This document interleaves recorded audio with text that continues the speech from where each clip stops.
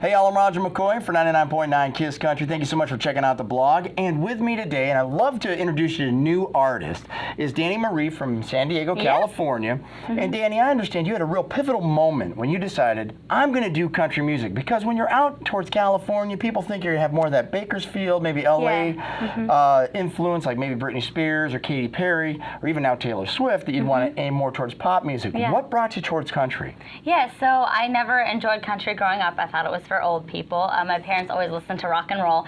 So one day, one of my friends, I was about 13, she invited me to go to a Carrie Underwood concert, and I didn't really know who Carrie was, but I knew she was country, and so I was kind of like, oh, I don't know if I want to go, but my parents were fighting that day, and I wanted to get out of the house, so I went with her, and the concert was just amazing. Carrie was outstanding, and one moment specifically was Carrie saying, Jesus, take the wheel, and she had this standing ovation that was unreal. It just lasted forever, and she didn't know what to do, and so Carrie just sat down on stage and just waited for everybody to eventually sit down, and I remember at one point she put a timer on. I mean, it was I've never seen anything like it, and so when that happened, I was just like, whatever this is, just the feeling in the audience, I was like, I got to do whatever she's doing, and so obviously that was the seed that was planted, and then I went from there.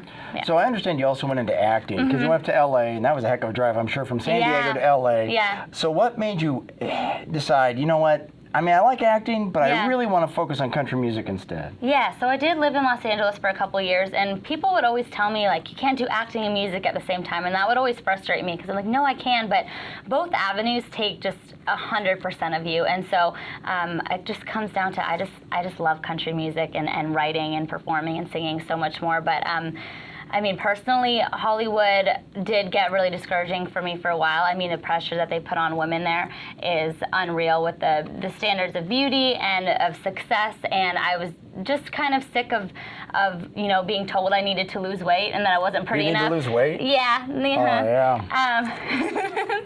So I was kind of like, oh, this is not my style, and that's where my single that I'm on tour with right now, Anything I Want to Be, came from, was from that discouragement that I was faced with and deciding to pursue my dreams regardless of the critics.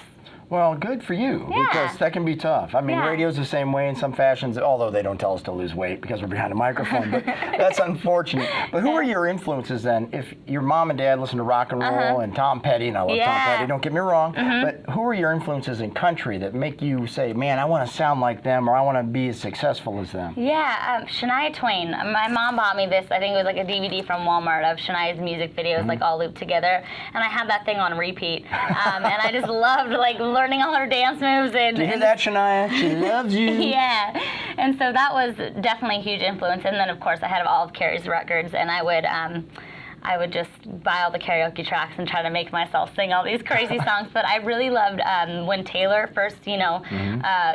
I loved those tracks, and I think that was cool for girls like me who lived in a small town who had this dream, because it was like she made it possible, having this 15-year-old girl, whatever, with these songs. And so when that happened, I was like, ooh, I can do this. So let's talk about your small town then. Yeah. Where are you from? Alpine. Okay, I know it's outside of San Diego. Yeah, no, it was. But what's the population? Are we talking maybe 10,000 people, or is it a post office box and 5 houses? It's not like super small. I think it's about 15,000, if I have that right.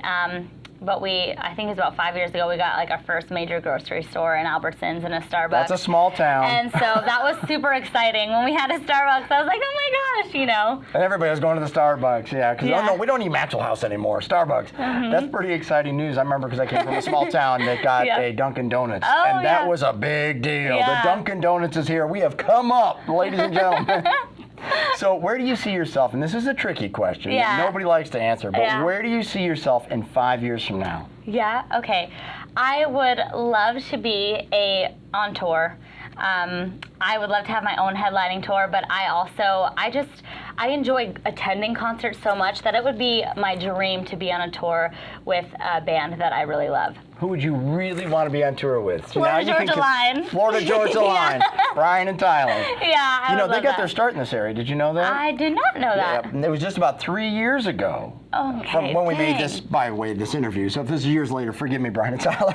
But You did the same thing with that? well, no. Oh, okay. My point is that they came here. They were opening up for Chase Rice. Okay. And they were actually throwing their CDs, literally, into truck windows after concerts, trying to get people to listen to their stuff. Oh my God. And that was down at the Montecor Wellness Arena in Greenville. Okay. So they have really worked this area hard, and it's Yeah. done really well. And hopefully you'll be able to do the same thing, and we'll see you up on the stage one day with, Florida Georgia Line opening up That'd for be them. so That'd cool. be now. Which one do you think is the hottest? I feel like I can't choose because they're both almost married. I really like Tyler's arms a lot, not gonna Okay. lie. He has some good arms. He has some good Which arms. is why I think he cuts his sleeves off all the time. Do you notice that? He No, cuts them off all his I shirts. don't. He never has sleeves on, and you can tell they're all just like frayed. Yeah, because he's always working out. See, now she's all about that. Don't worry, she's not coming to steal anybody's man. It's all right to admire. So let's talk real quick, and then we'll wrap it up with, since you are going to go into country music, do you plan on moving to Nashville anytime do. soon? And if you're Yes. going to do that, I mean, what do you have to see in Nashville? Because when you first get there, Yeah. everybody wants to see one important site or be a part of something. Is there one thing that you just have to go be a part of? You mean for just anybody that wants Just- to visit, yeah, or just you for mean anybody- like for songwriters specifically? Either way. I really love going to writers' nights. I think they're just magical because you get to see these writers who most people never know that, a lot of these Carrie Underwood songs aren't necessarily always written by Carrie. They're songwriters. That's what they do in Nashville. And to go and see them and just see their take on it, because obviously their vocals are different.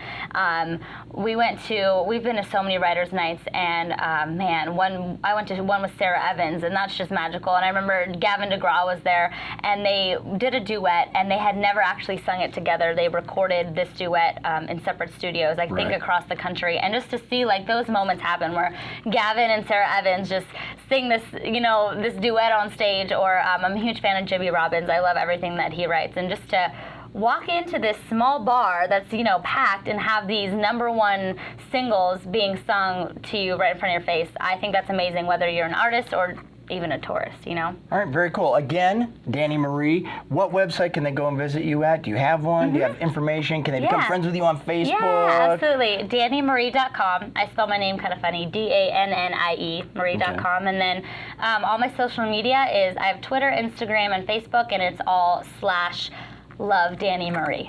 There you go. Go hit her up on Facebook, Twitter, and you said Instagram, right? Yep. You gotta get on Snapchat next. That's the next Oh, I big am thing. on Snapchat. Oh, okay. Yes, I But don't there's too many generally tell stalkers people on there? about it. Too many stalkers on there? It gets They'd be kinda weird. They're sending you some weird pictures. Please don't do that. Please don't do that. All right, thank you so much. Thank you.